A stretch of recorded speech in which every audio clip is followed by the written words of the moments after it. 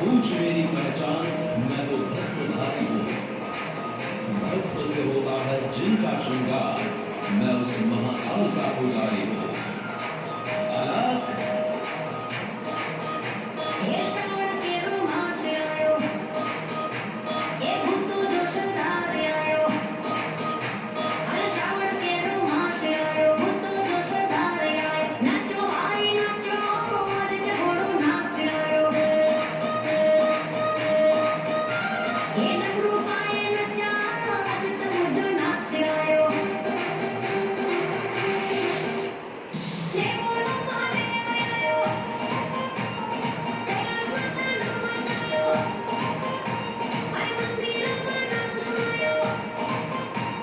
नाचो भाई नाचो આજે ઘોડો નાચ આવ્યો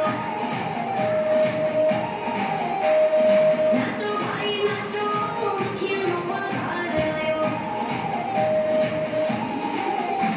એ ગંગાને મસ્તકમાં લાવ્યો ચંદ્ર તે ભારે સજાયો અરે ગંગાને મસ્તકમાં લાવ્યો ભારે તે ચંદ્ર સજાયો મહાદેવ આવ્યો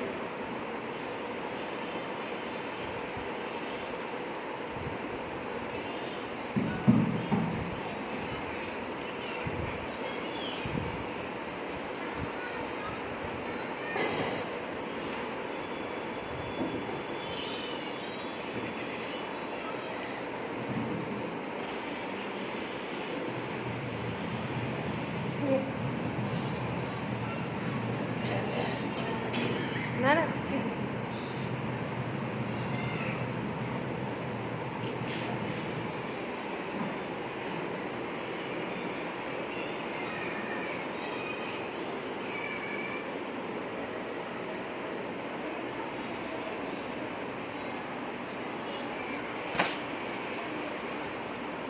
દવા મજા હા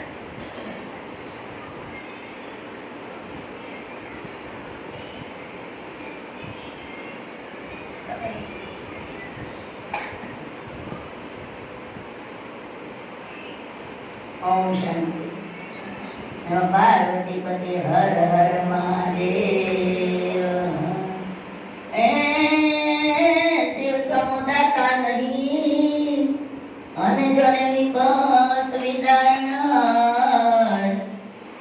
રસિયા મોરી રાખ્યો એ તુમ નંદી કે અસવાય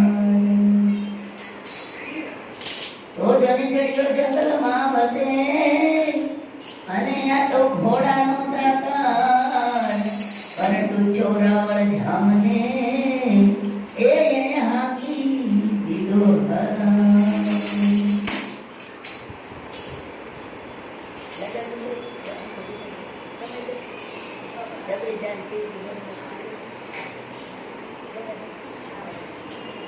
આવી આવી છે જબરી જાન શિવજી પરણે છે આવી આવી છે જબરી જાન શિવજી પરણે છે એ આવ્યા બ્રહ્માની સાથે ભગવાન શિવજી પરણે છે આવ્યા બ્રહ્માની સાથે ભગવાન શિવજી પરણે છે હીરા માણેકને ફૂલડાના તોરણ ઝૂલે હીરા માણેકને ફૂલડાના તોરણ ઝૂલે રચો વિશ્વકર્માએ મંડપ મોગા મૂલે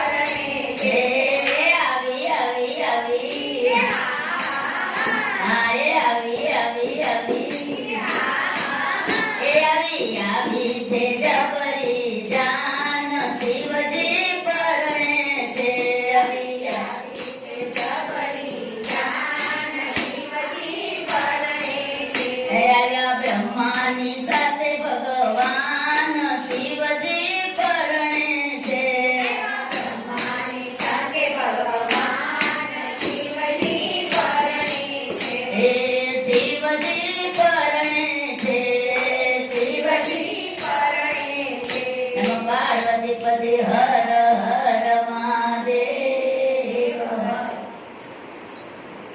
ઓમ શાંતિ. હજુ બધા ફરવાના માહોલમાં છે. જ્યાં સુધી મેળો છે ત્યાં સુધી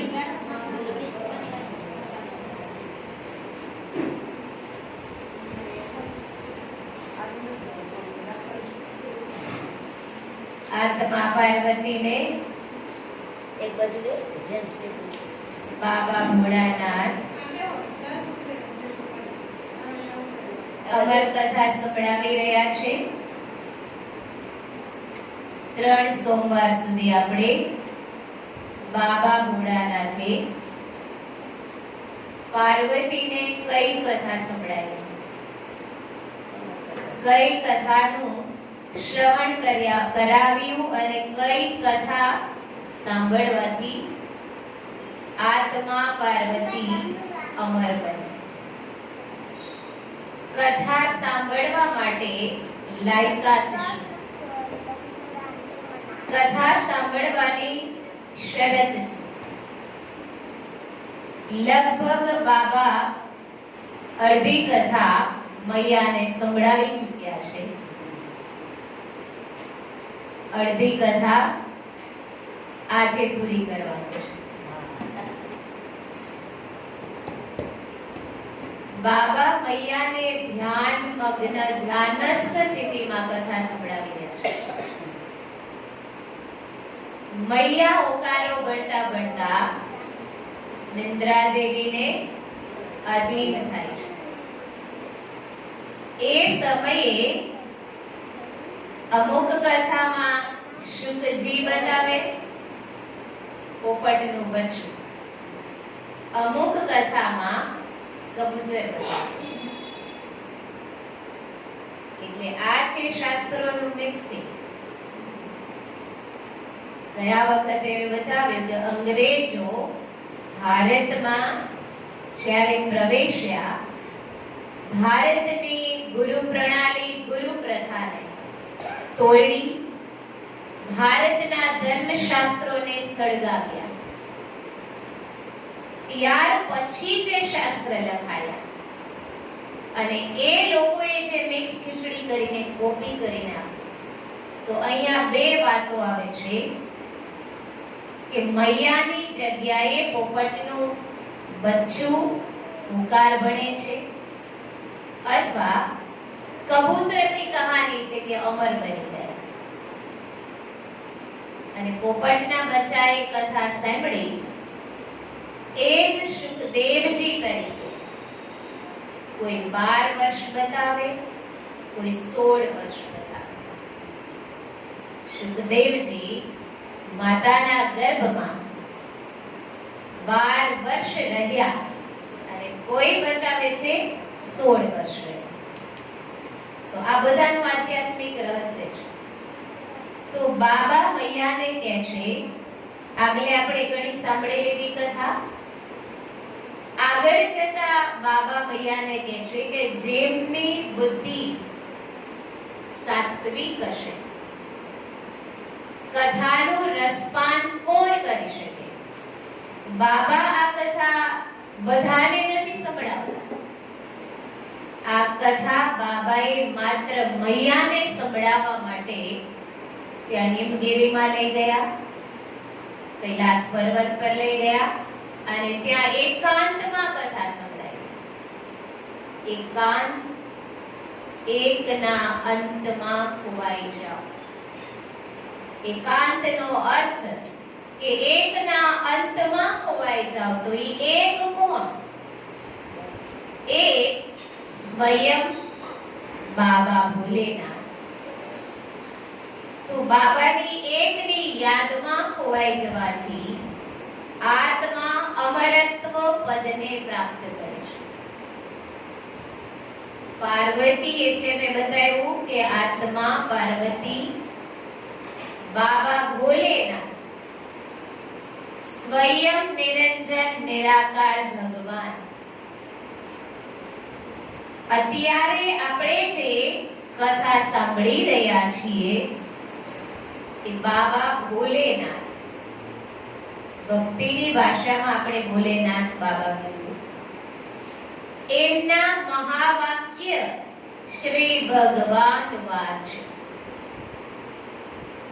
આ જ્ઞાનને અમર કથાના રૂપમાં લઈને સંભળાવવામાં આવ્યું છે. ગયા સોમવારે આપણે જેટલું સાંભળ્યું આધ્યાત્મિક બ્રહ્માકુમારીઝના 7 દિવસનો કોર્સ, જે જ્ઞાન કોર્સ છે, એ કોર્સ બાબાએ કોપી ટુ કોપી મૈયાને સંભળાવ્યો છે. પરંતુ બાબાની પાસે ટાઈમ લિમિટ હતી. જે ટાઈમમાં બાબાએ અમર કથા પૂરી કરી એ ટાઈમ દરમિયાન બાબા છે એ આ કોર્સનો વિસ્તાર નથી કર્યો. તો બાબાએ કહ્યું કે જેમની સાત્વિક બુદ્ધિ હોય એ જ આ અમર કથાનું રસપાન કરી શકે. તો સાત્વિક બુદ્ધિ, રજસ બુદ્ધિ અને તામસિક બુદ્ધિ, જીવનની કેટલી અવસ્થાઓ છે? માનવ જીવનની અવસ્થાઓ કેટલી? કઈ કઈ? બાલ્યાવસ્થા, કિશોરાવસ્થા, યુવાવસ્થા અને વૃદ્ધાવસ્થા. 4 આશ્રમ કેટલા? ગૃહસ્થ, સંન્યાસ, વાનપ્રસ્થ, પછી બ્રહ્મચર્યાશ્રમ. ગૃહસ્થ ધર્મના 4 આશ્રમ હિન્દુ ધર્મમાં વર્ણન કર્યા અને 4 અવસ્થાનું વર્ણન કર્યું. પહેલી અવસ્થા બાલ્ય અવસ્થા, જ્યારે રામ અને શ્રી કૃષ્ણ જ્ઞાન પ્રાપ્તિ માટે ઋષિ મુનિઓના આશ્રમમાં જાય છે, એ બાલ્ય અવસ્થા છે. અહીંયા બતાવે છે બાબા મૈયાને બાલ્ય અવસ્થાનો મીનિંગ શારીરિક બાલ્ય અવસ્થા સાથે પણ છે અને આધ્યાત્મિક બાલ્ય અવસ્થા સાથે પણ છે. તો બાલ્ય અવસ્થા એક છે કે બાળક નાનું છે અને ભણવા જાય છે, અને આપણે છીએ કે આપણી ઘણી બધી ઉંમર થઈ ગઈ છે, છતાં પણ ભગવાનની ઘરે આવ્યા બાદ, બાબાના જ્ઞાનનો રસપાન કર્યા બાદ, નવા જન્મથી નવા કર્મ, નવા સંસ્કારો, નવો સ્વભાવ, આપણે નવેસર જીવન જીવવાનું શરૂ કર્યું. તો આ છે આપણો નવો જન્મ. તો એક આધ્યાત્મિક સ્ટોરી થોડી ધૂંધળી યાદ છે કે એક ભાઈને કોઈએ પૂછ્યું કે તારી ઉંમર કેટલી છે? એ કહે છે કે મારી ઉંમર 70 વર્ષની છે. તારી માની ઉંમર કેટલી છે? મારી માની ઉંમર 12 વર્ષ છે. માની ઉંમર 12 વર્ષ છે, પોતાની 45 બતાવે છે, માની 12 વર્ષ. તો કે તારા પિતાની ઉંમર? મારા પિતાની ઉંમર 6 મહિના. તારા દાદીની ઉંમર? દાદી ગોદમાં છે. તારા પરિવારજનો? તો કે હજુ ચાલુ છે. આનો મીનિંગ શું? પોતાની ઉંમર 45 વર્ષ છે, પોતાની માની ઉંમર 12 વર્ષ છે, પિતાની ઉંમર 6 મહિના છે અને દાદી ગોદમાં છે. પરિવાર માંડવે છે. સમજાયું?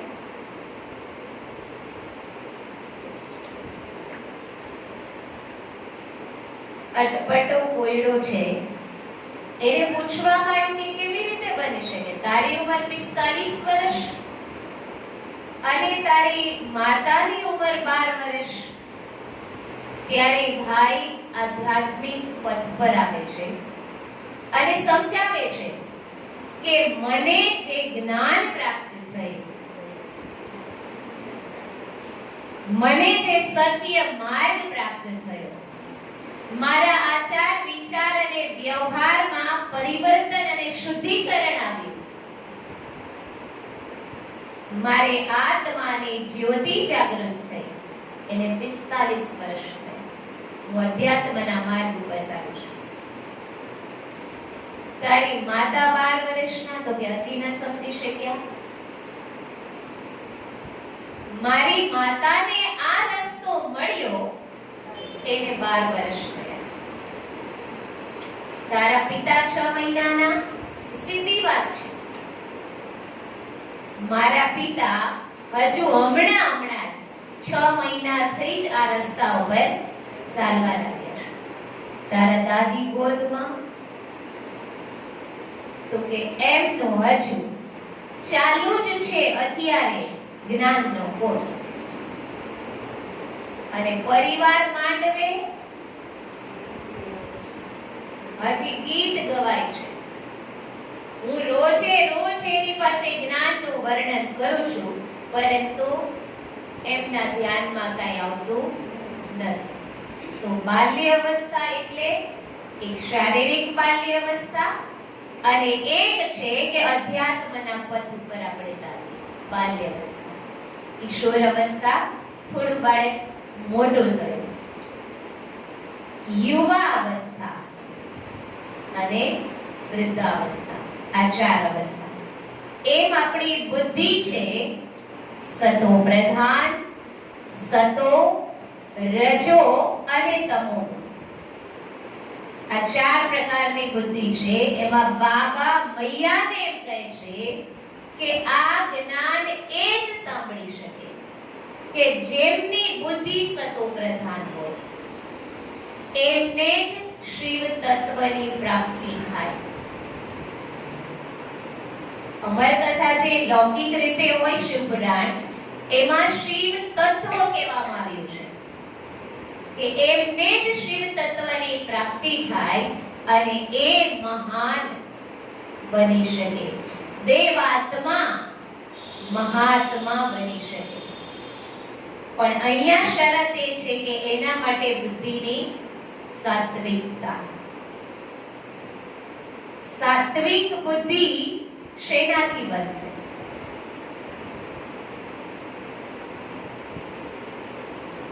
માત્ર કથા સાંભળી લેવાથી, શ્રવણ કરવાથી, વર્ણન કરવાથી, કીર્તન કરવાથી કે વર્તનમાં લઈ આવવાથી?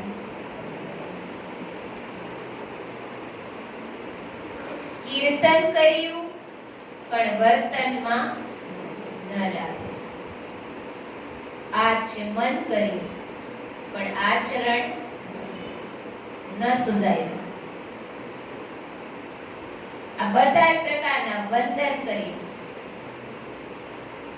પણ દિલની અંદર કોઈની વેદનાથી સ્પંદન ન થયું. એટલા માટે અખાઈ કીધું તિલક કરતા 53 ગયા, જપમાળાના નાકા ગયા, કથા સુણતા ફૂટ્યા કાન, તો એ ન થયું બ્રહ્મ જ્ઞાન. તો આપણે ગાઈએ છીએ આત્માને ઓળખ્યા વિના રે લક્ષે 84 નહીં મટે. કેવી રીતે મટે? 84 જન્મના ફેરા કેવી રીતે મળશે?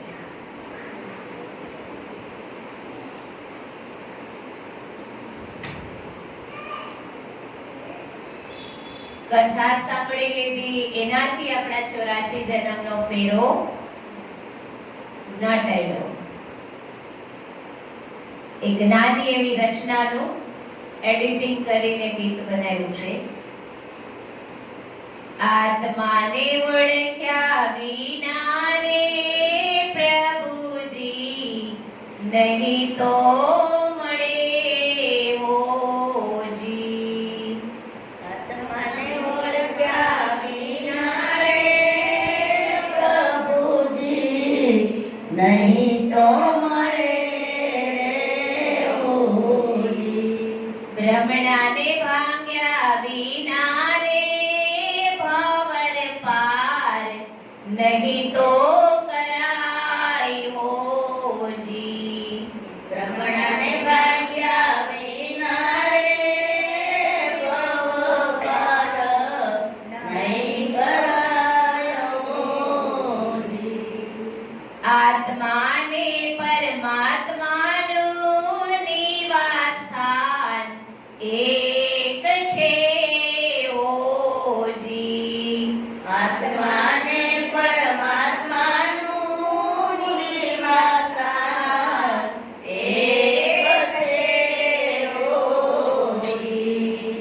એ તો એના ગુણો થકી ઓળખાય જો. એ તો એના ગુણો થકી ઓળખાય જો.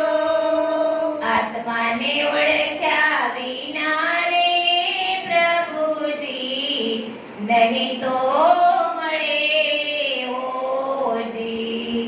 આત્માને ઓળખ્યા વિના રે પ્રભુજી નહીં તો મળે રે હોજી. દેવોને દાનવ રે કાયાથી સમાન છે હોજી. દેવો અને દાનવ રે કાયાથી સમાન છે હોજી. એ તો એના કર્મો થકી ઓળખાય જો. એ તો એના કર્મો થકી ઓળખાય જો. આત્માને ઓળખ્યા વિના રે પ્રભુજી નહીં તો મળે હોજી. આત્માને ઓળખ્યા વિના રે પ્રભુજી નહીં તો મળે હોજી. લેવતાને દેવતા રે માનવ બેવ સમાન છે હોજી. દેવતાને દેવતા રે માનવ દેવ સમાન છે હોજી. એ તો એના ઉદર દિલથી ઓળખાય જો. એ તો એના ઉદાર દિલથી ઓળખાય જો. આત્માને ઓળખ્યા વિના રે પ્રભુજી નહીં તો મળે હોજી.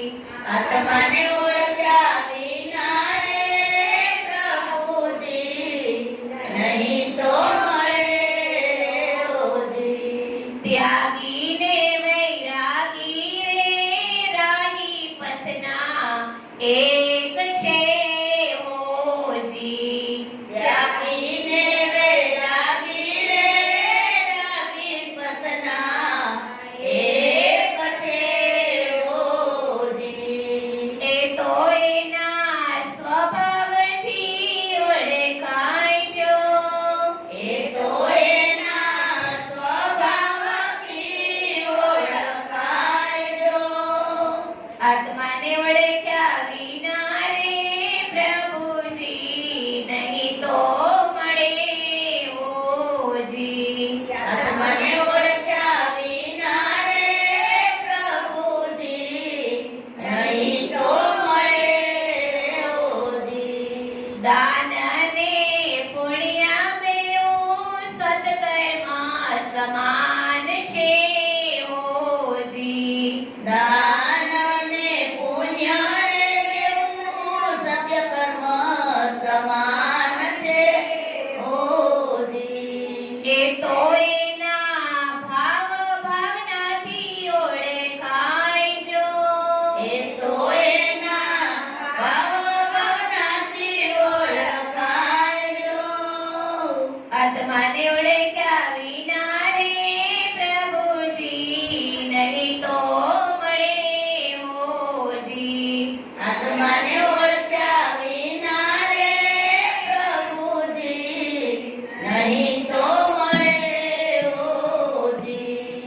असुर ने इंसान में देहती समान छे होजी।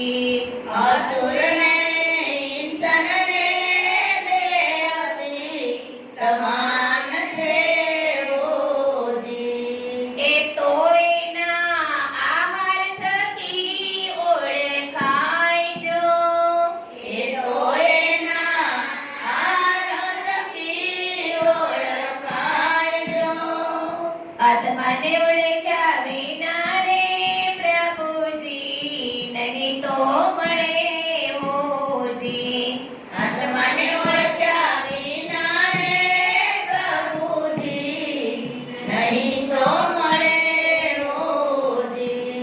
દેવને દેવોના દેવ નામથી સમાન છે હોજી। દેવને દેવના દેવ નામથી સમાન છે હોજી। એ તો એના કર્તવ્યથી ઓળખાય જો। એ તો એના કર્તવ્યથી ઓળખાયજો। આત્માને ઓળખ્યા વિના રે પ્રભુજી નહીં તો મળે હોજી। આત્માને ઓળખ્યા વિના રે પ્રભુજી નહીં તો મળે હોજી। સાધુને સંન્યાસી રે વેશથી સમાન છે હોજી। સાધુને સંન્યાસી રે વેશથી સમાન છે હોજી। એ તો એના રાગ અનુરાગે ઓળખાય જો। એ તો એના રાગે અનુરાગે ઓળખાયજો। આત્માને ઓળખ્યા વિના રે પ્રભુજી નહીં તો મળે હોજી। આત્માને ઓળખ્યા વિના રે પ્રભુજી નહીં તો મળે હોજી। ભજન ને કીર્તન બેઉ ભક્તિમાં સમાન છે હોજી। ભજન ને કીર્તન બેઉ ભક્તિમાં સમાન છે હોજી। એ તો એના વર્તન થકી ઓળખાય જો। એ તો એના વર્તન થકી ઓળખાયજો। એ તો એના વર્તન થકી ઓળખાય જો। એ તો એના વર્તન થકી ઓળખાયજો। આત્માને ઓળખ્યા વિના રે પ્રભુજી નહીં તો મળે હોજી। આત્માને ઓળખ્યા વિના રે પ્રભુજી નહીં તો મળે હોજી। પ્રભુજી નહીં તો મળે હોજી। ઓમ શાંતિ। ઓમ શાંતિ। સરસ।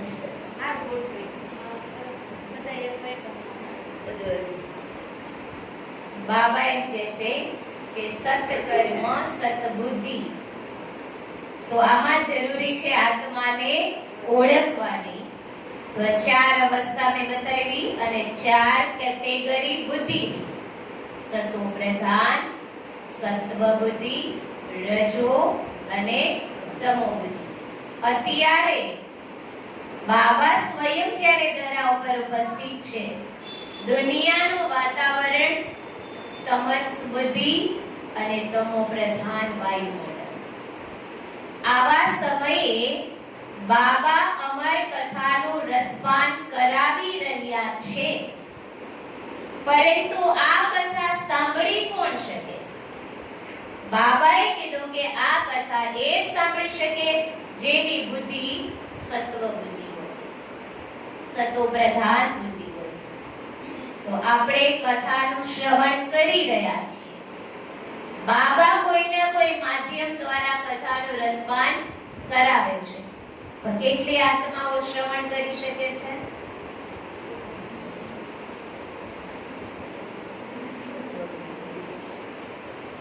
જેમની બુદ્ધિ શતોપ્રધાન છે એટલે આત્માઓ જ અહીંયા પહોંચી શકે છે. આટલામાં આત્માઓ નથી એવું તો નથી એને, પણ જે સત્વ બુદ્ધિ છે, બાબાની આ શરત છે કે એ જ આ કથાનું રસપાન કરી શકે. આગળ બાબા ધ્યાન મગ્ન સ્થિતિમાં મૈયાને કથા સંભળાવતા કહે છે, દેવી આ કથાનું રસપાન એ જ કરી શકશે અને એના કર્ણપટલ સુધી આ કથાના શબ્દ કે સૂર છે એ એના કર્ણપટલ સુધી પહોંચશે કે જેવો કોઈ પણ પ્રાણીની શ્રદ્ધાને ઘાયલ નહીં કરે, આહત નહીં કરે. અહીંયા કયો શબ્દ લખ્યો છે? કોઈ પણ પ્રાણી. કોઈ પણ પ્રાણીમાં આપણે આવીએ કે ને, કોઈ પણ પ્રાણી એટલે એમાં આપણે બધા માનવો શામિલ છીએ. કેમ કે માણસને પણ સમજદાર પ્રાણી કહેવામાં આવ્યું છે. પ્રાણી તો બધા, પણ એમાં માણસ પણ એક સમજદાર પ્રાણી કીધું છે. સમજદાર પ્રાણી, પણ કેટલા સમજદાર છીએ એ કોને ખબર છે? બાબાને તો ખબર જ છે. બાબા સિવાય કોને કોને ખબર છે? પોતાને તો ખબર છે ને આપણે કેટલા સમજદાર છીએ. ઘણી વખત એ શબ્દ મેં કીધો છે કે આપણે બોલીએ છીએ કાંઈક માણસ જેવા થાવ ને, કાંઈક તો માણસ જેવા થાવ. એ માણસને કેવું પડે છે? ગાયને નથી કેવું પડતું તું ગાય થાય. શા માટે? ગાય છે એને તમે 10 દિવસ એક સ્થાન ઉપર એકના એક ખીલે એને બાંધી રાખો. 11મા દિવસે તમારે ગાયને ખીલે લઈ જવાની જરૂર નહીં પડે. શા માટે? એને સમજ આવી ગઈ છે કે મારે હવે કાયમના માટે અહીંયા જ બંધાવાનું છે. આપણને બાબા કેટલા સમયથી કહી રહ્યા છે?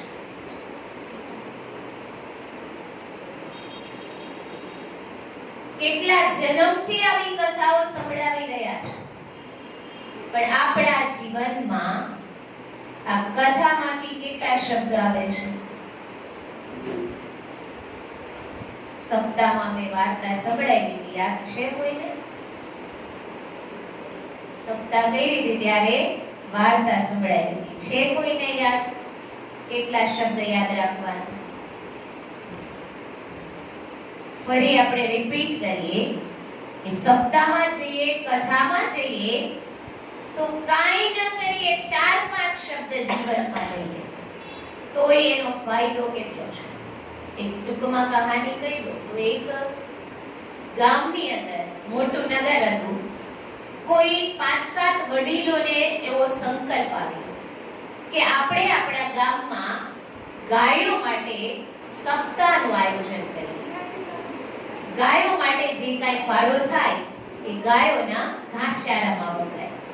તો 8-10 લોકોએ ભેગા થઈને નક્કી કર્યું હવે એ ગામની અંદર કથાનું આયોજન મોટા પાયે કરવું હતું. બધાને જમવાનું આયોજન કરવાનું હતું રોજે રોજ. તો એમાં ધનની પણ આવશ્યકતા તો પડે ને. તો એમાં એક ધનવાન, ખૂબ જ ધનવાન વ્યક્તિ હતા.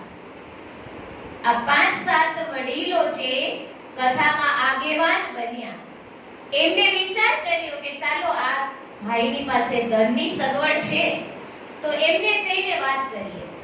એમની પાસે જઈને વાત કરી. એ ધનિષ્ઠ ધનવાન ભાઈ હતા. એ કહે છે કે પૈસા જેટલા જોઈએ એટલા લઈ જજો, પરંતુ મને કથામાં 1 કલાકે આવવાનો ટાઈમ નથી.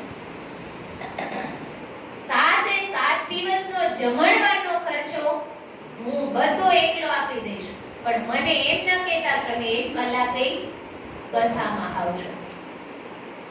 આ ભાઈઓએ કહ્યું કાંઈ વાંધો નહીં, તમને ટાઈમ હોય ત્યારે તમે આવજો, ટાઈમ મળે તો આવજો. કથાનું આયોજન થયું. 3 દિવસ કથાના ગયા. ચોથા દિવસે એ ભાઈને એમ થયું કે આટલા બધા મનુષ્યનો મેળાવડો મારા જ ગામના પાદરમાં